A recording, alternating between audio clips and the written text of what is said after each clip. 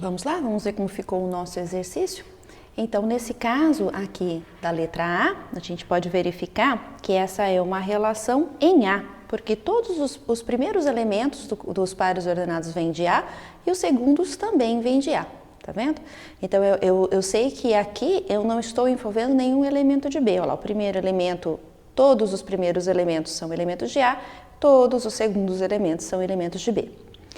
Na letra B, no conjunto D, também, tá vendo? Nós temos aqui um par ordenado com 1 e 2, então eu sei que esses daqui são de A, e com 3 e 2, que eu também sei que são de A. Tá vendo? O 2 e o 3 estão aqui em B, então não poderia ser uma relação envolvendo o conjunto B.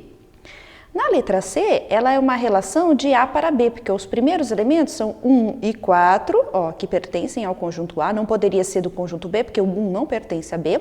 E os segundos elementos são 4, 5 e 7, eles são do conjunto B. Eles não poderiam ser do conjunto A, porque o conjunto A não tem nem o 5 e nem o 7. Na letra D, nós temos uma relação de B para A. Veja, quando eu inverto a ordem dos conjuntos no produto cartesiano, eu vou inverter, vou modificar a ordem dos elementos nos meus pares ordenados. Então, aqui eu sei que os primeiros elementos 4, 5, 6 e 7, ó, vieram de B. E os segundos elementos 4, 2 e 3 vieram de A. Veja que eu não preciso necessariamente na minha relação envolver todos os elementos dos conjuntos, né? Ele é um subconjunto do produto cartesiano, pode ser qualquer subconjunto. E na letra E, o que acontece aqui? Pegadinha, né? Essa não é uma relação nem de A para B, nem de B para A, nem de A, nem em B. Porque eu tenho os primeiros elementos, são 1 e 7. Veja, não tem nenhum conjunto que tenha o 1 e o 7 ao mesmo tempo. Né? E os segundos elementos, 7 e 1. Não tem nenhum conjunto que tenha o 1 e o 7 ao mesmo tempo. Então, essa é uma relação. Só que ela não é uma relação envolvendo esses conjuntos apresentados aqui. Tá? Ela é uma relação porque uma relação é um conjunto de pares ordenados. Então, pares ordenados nós temos aqui, só que eles não são desses dois conjuntos que eu mostrei para vocês, o A e o B. Tá? A relação, nós temos algumas propriedades, né? Então, a gente sabe que o domínio de uma relação é um conjunto de todos os primeiros elementos dos pares ordenados que estão em R. Então, no nosso exemplo anterior, o que a gente queria saber era quem era o primeiro conjunto, o conjunto de qual partiam os primeiros elementos. Então, o domínio da minha relação. Então, o domínio formalmente definido, ele vai ser um conjunto formado pelos elementos A, tal que esse A é o primeiro elemento de um par ordenado que forma a relação. Tá? De maneira similar, a gente define a imagem de uma relação como o conjunto de todos os segundos elementos dos pares ordenados que estão nessa relação. Então, a imagem da minha relação R vai ser, então, um conjunto formado pelos elementos B, tal que o B, ó, é o segundo elemento do par ordenado, tá? E esse par ordenado está lá em R. Assim, o conjunto dos pares ordenados ele vai ser uma relação de A para B, C e somente C. O domínio de R estiver lá no meu conjunto A e a imagem de R estiver lá no meu conjunto B. Foi isso que nós fizemos no exercício anterior, tá? Então, por exemplo, se eu olhar para esse conjunto de pares ordenados, eu consigo saber aqui que o domínio desse meu conjunto é o 1, o 2 e o 3, domínio dessa minha relação. E a imagem dessa relação é o 4 e o 5, tá? Então, ou seja, esse domínio da relação, esse conjunto que é o domínio da relação, ele tem que ser um subconjunto do primeiro conjunto do produto cartesiano a partir do qual a relação foi gerada, tá certo? Se a gente olhar também para essa nossa relação, que ela é composta pelos elementos x e x ao quadrado, tal que x é um inteiro, então a gente sabe quem são os elementos por exemplo, um par aqui, seria o 1 e o 1, o 2 e o 4, né? O 3 e o 9, e assim por diante também envolvendo os negativos, né? Menos 1 e 1, menos 2 e 4, tá? Porque o x é um inteiro, positivo e negativo. Então aqui eu sei que o domínio é o conjunto dos meus inteiros e a imagem é o conjunto dos quadrados perfeitos, é assim que nós chamamos os elementos elevados ao quadrado, tá? Aqui nessa relação, por exemplo, uma relação então formada pelos pares ordenados A e B, o A é um inteiro, o B também é um inteiro, de tal maneira que o A está relacionado com o B, porque o A é igual a 2 vezes B. Tá? Então, a gente tem aqui o domínio, vai ser o conjunto dos inteiros pares, e a imagem vão ser os inteiros, não é isso? Porque o A sempre vai ser igual a 2 vezes algum elemento. Então, o 1, por exemplo, quando eu multiplicar pelo 2, vai dar o A, que é 2. O 2 vai dar o 4, o 3 vai dar o 6. Então, o A sempre vai ser um número par, não é? E aqui o B vai variar todos os inteiros. Como é que nós representamos as relações binárias, não é? Vou mostrar para vocês 3 formas de representação. A primeira delas, que é a mais usual quando a gente faz a programação mesmo, a implementação das relações num programa, é utilizar uma matriz retangular. Tá? A matriz retangular, então, vai ser uma representação gráfica de uma relação binária, de A para B, de tal maneira que os elementos de A vão estar indicados, representados nas linhas da minha matriz, e os elementos de B nas colunas. E nós vamos preencher as células dessa matriz com 1 ou 0, denotando, vai ser 1 se o elemento da linha A e coluna B estiver relacionado, se eles estiverem relacionados. E vai ser 0 naquela célula de A a B se o elemento A não estiver relacionado com o elemento B. Tá certo? Então, formalmente aqui, pensando, então a gente chama essa matriz retangular ou matriz booleana, porque ela só vai ter zeros e uns, né, nas suas células. Então, sejam 2 conjuntos, o conjunto A e o conjunto B, formado por esses elementos. O conjunto A tem M elementos, o conjunto B tem N elementos, então a cardinalidade de A é M, a cardinalidade de B é N. E aí nós vamos preencher as M linhas dessa matriz e as N colunas, não é? Com os elementos de A e os elementos de B.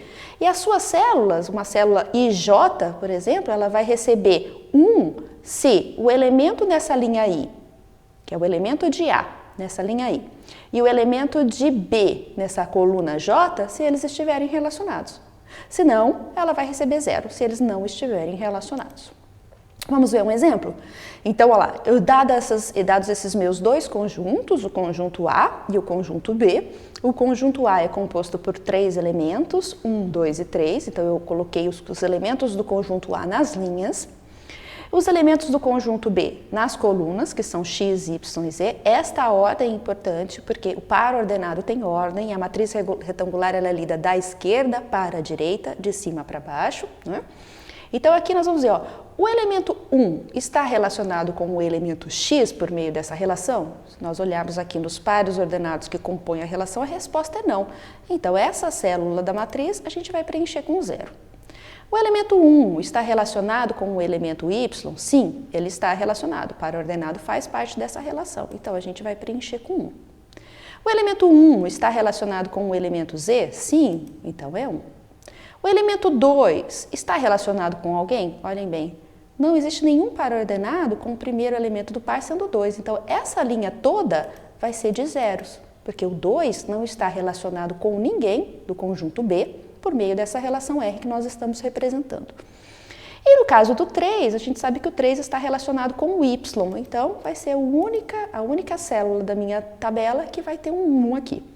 Vejam, assim que vocês preencherem a matriz retangular, vocês confiram, né? Eu tenho 3 elementos na minha relação, então eu preciso ter 3 1s nas células da minha tabela, da minha matriz que representa essa relação, certo?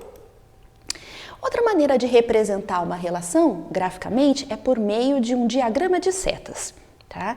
Nesse caso, então, a gente vai representar a relação binária de A para B, colocando os elementos de A e os elementos de B em 2 discos disjuntos, certo? Separados, sem intersecção entre eles. E aí nós vamos, o disco de A à esquerda do disco de B, certo? Lembrando, tem a ordem, né, desse par. E nós vamos inserir setas de elementos do meu conjunto A, que é o que forma o primeiro elemento o primeiro conjunto dessa relação, para os elementos do conjunto B, se o A estiver relacionado com o B. Então vamos ver um exemplo? Mesmo exemplo de relação do com anteriormente, né? Então nesse caso, ó, eu coloco os elementos de A aqui num disco, os elementos de B em outro disco, né? A indicação é que vocês coloquem o A à esquerda de B, uma vez que a relação ela é de A para B, porque assim a gente coloca as setas nesse sentido, tá? Mas se vocês quiserem inverter também, o importante é só que indique a direção da seta. Então aqui no caso eu vou fazer uma seta de um elemento de A para um elemento de B se eles estiverem relacionados. Então, por exemplo, eu tenho a relação entre o 1 e o Y, por isso eu vou inserir uma seta que vai do elemento 1 ao elemento Y. A mesma coisa eu vou fazer para uma seta para o elemento indo de 1 para Z e depois uma seta indo de 3 para Y, certo? Então, aqui nós temos uma representação gráfica desta relação binária usando o diagrama de setas.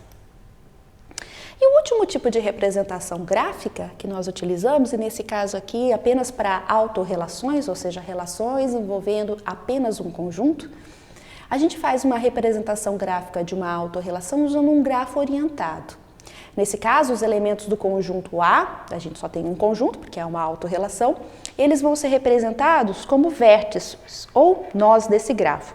E nós vamos inserir setas dos elementos Azinho para os elementos Bzinho, se o Azinho estiver relacionado com um Bzinho, tá? Então, agora olhando para esse conjunto, formado pelos 4 elementos aqui, 1, 2, 3, 4, e considerando que esses são os pares ordenados que compõem a relação, então eu represento os 4 elementos do meu conjunto A como nós, como vértices do meu grafo, e eu vou inserir setas. Então eu vou inserir uma seta do elemento 1 para o elemento 2, porque eles estão relacionados, certo? Então eu vou inserir uma seta do elemento 1 para o elemento 2, porque eles estão relacionados. Eu vou inserir uma seta do elemento 2 para ele mesmo, porque ele também está relacionado com ele mesmo. Do 2 para o 4, do 3 para o 2, do 3 para o 4 e do 4 para o 1. Ah, e do 4 para o 3 também, certo? Então eu tenho aqui a representação gráfica dessa minha autorrelação. Novamente, eu tenho 1, 2, 3, 4, 5, 6, 7 pares ordenados. Eu preciso ter 7 setinhas aqui indicando essas relações, certo? Então, assim que vocês fizerem a representação gráfica, confiram ela, para que vocês tenham certeza de que ela está completa e correta.